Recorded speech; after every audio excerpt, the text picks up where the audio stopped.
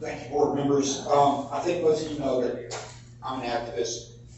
I hit on some points earlier. I want to hit on why I'm down for this board meeting. A lot of issues that you don't know about out there will never come to your attention unless citizens like these bring it to your attention. Thank you, all of you, for coming down here.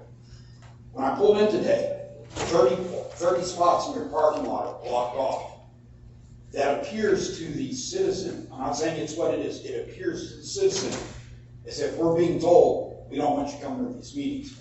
Maybe it was blocked off in anticipation of people getting here, because I got here early, came from the 4 o'clock meeting. But with those 30 spaces blocked off, most of these people don't ride the bus either. Where do they park? How do they come to these meetings and speak and get your attention?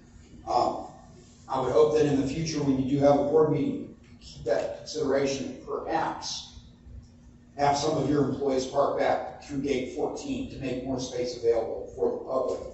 But back onto the issues that I want to make you guys aware of. Not VIA's issue, but it is because you hired the vending companies.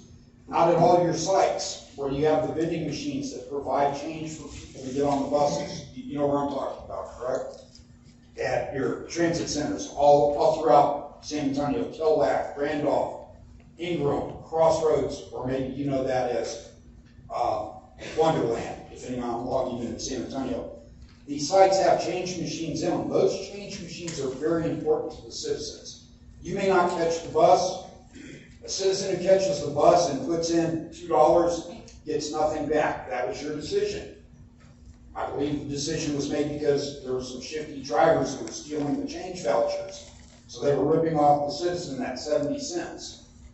So now the citizen just doesn't get that. So they need those change machines to be working. Please get with Drapala or whichever vendor you're using. I apologize if that's not the right vendor. And make sure they go out and make sure, especially on the weekends, those change machines are running. Because during the week, if you have the kiosk, people can get change there. And I thank you for having those kiosks, man. The last point that I'm going to make at this meeting is the eyesores of the buildings that you guys inherited from the city of San Antonio down on Medina Street. You know it as the Scobie buildings. They're eyesores, they're condemned, you can't use them, you can't do anything with it.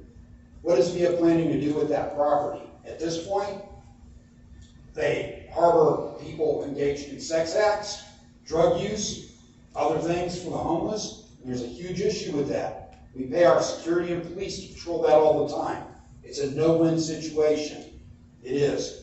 It's unfortunate, but we need to spend our security funds on something other than patrolling that. Thank you. Betty Ecker.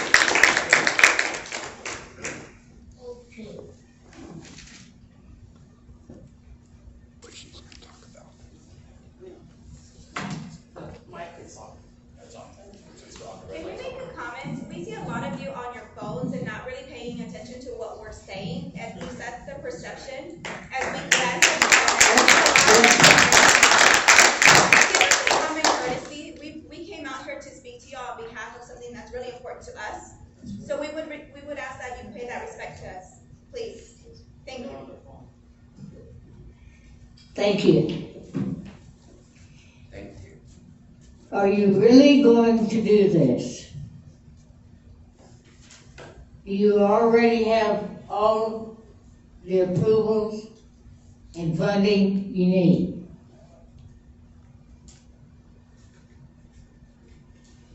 I'm Betty Eckerd, and I am the president of the Almas Park Terrace Neighborhood Association. We had 3 meetings. We were told different things. I heard city council last week when VIA presented to them and said all the neighborhoods were in favor of this. Well, I got news for you. They're not. So what do? Are you going to be able to back out of this? Are you going to make sure that all the neighborhoods, you represent the people? The money comes from the people.